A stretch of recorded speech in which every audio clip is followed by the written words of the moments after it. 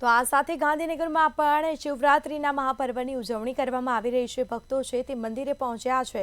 ગાંધીનગરમાં પણ શિવરાત્રીના પર્વની ભવ્ય ઉજવણી કરવામાં આવી છે।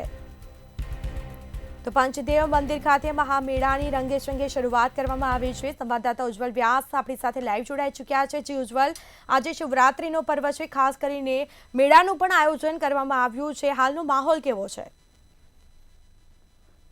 નગરની અંદર સૌથી જૂનું અને પૌરાણિક ઐતિહાસિક મંદિર પંચદેવ મંદિર છે। અહીંયા દર વર્ષે શિવરાત્રી મહાપર્વની ઉજવણી દબદબાભેર કરવામાં આવતી છે। આ વર્ષે પણ વહેલી સવારથી જ ભક્તોના ટોળે ટોળા ઉમટી પડ્યા હતા। શિવ ભક્તો અહીંયા મંદિરમાં દર્શન કરી રહ્યા છે। તો બીજી તરફ અહીંયા મેળાનું પણ એક ખાસ આયોજન કરવામાં આવ્યું છે।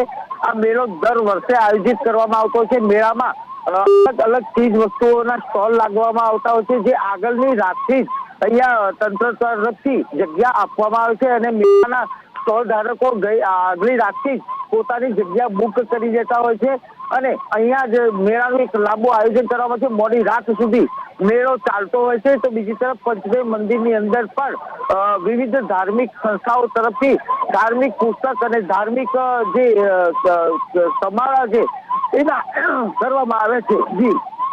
જી બિલકુલથી આભાર આપનો ઉજ્જવલ।